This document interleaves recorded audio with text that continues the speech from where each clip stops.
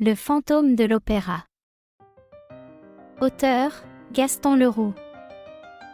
Lu pour vous par Icast. Le célèbre baryton Carolus Fonta venait à peine de lancer le premier appel du docteur Faust aux puissances de l'enfer, que Monsieur Firmin Richard, qui s'était assis sur la chaise maine du fantôme, la chaise de droite, au premier rang, se penchait, de la meilleure humeur du monde, vers son associé, et lui disait : « Et toi, est-ce qu'une voix a déjà glissé un mot à ton oreille ? » Attendons. Ne soyons pas trop pressés.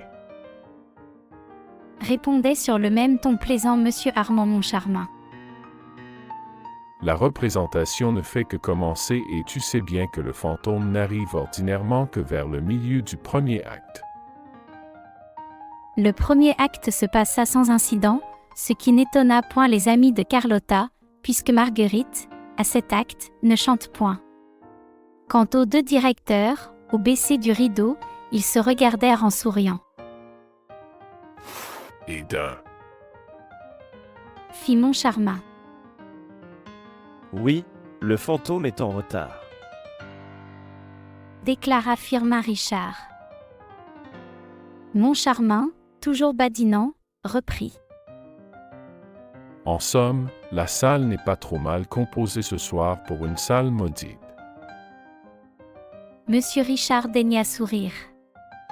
Il désigna à son collaborateur une bonne grosse dame assez vulgaire vêtue de noir qui était assise dans un fauteuil au milieu de la salle et qui était flanquée de deux hommes, d'allure fruste dans leur redingote en drap d'habit.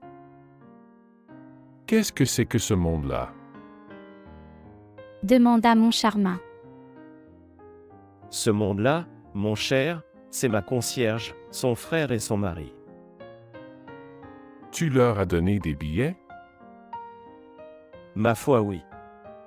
Ma concierge n'était jamais allée à l'opéra, c'est la première fois, et comme, maintenant, elle doit y venir tous les soirs, j'ai voulu qu'elle fût bien placée avant de passer son temps à placer les autres.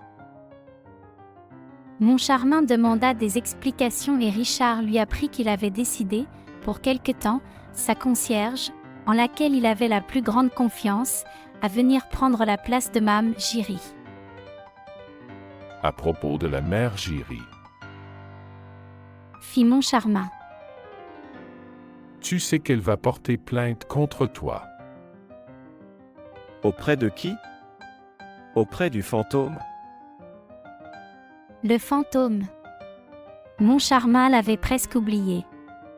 Du reste, le mystérieux personnage ne faisait rien pour se rappeler au souvenir de MM les directeurs. Soudain, la porte de l'horloge s'ouvrit brusquement devant le régisseur effaré. « Qu'y a-t-il » demandèrent-ils tous deux, stupéfaits de voir celui-ci en pareil endroit, en ce moment.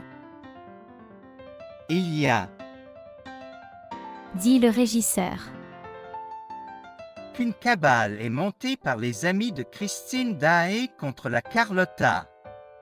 Celle-ci est furieuse.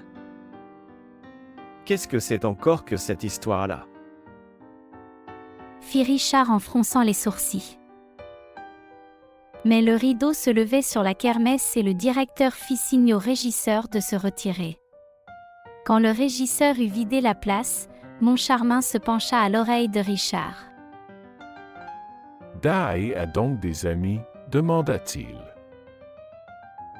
Oui. Fait Richard. Elle en a. Qui ? Richard désigna du regard une première loge dans laquelle il n'y avait que deux hommes. Le comte de Chagny ? Oui, il me l'a recommandé, si chaleureusement, que si je ne le savais pas l'ami de la Sorelli. Tiens. Tiens. Murmura Moncharmin. Et qui donc est ce jeune homme si pâle, assis à côté de lui ? C'est son frère, le vicomte. Il ferait mieux d'aller se coucher. Il a l'air malade. La scène résonnait de chants joyeux. L'ivresse en musique. Triomphe du gobelet. Vin ou bière, bière ou vin, que mon verre soit plein. Transformez dès aujourd'hui votre manuscrit en livre audio avec ICAST.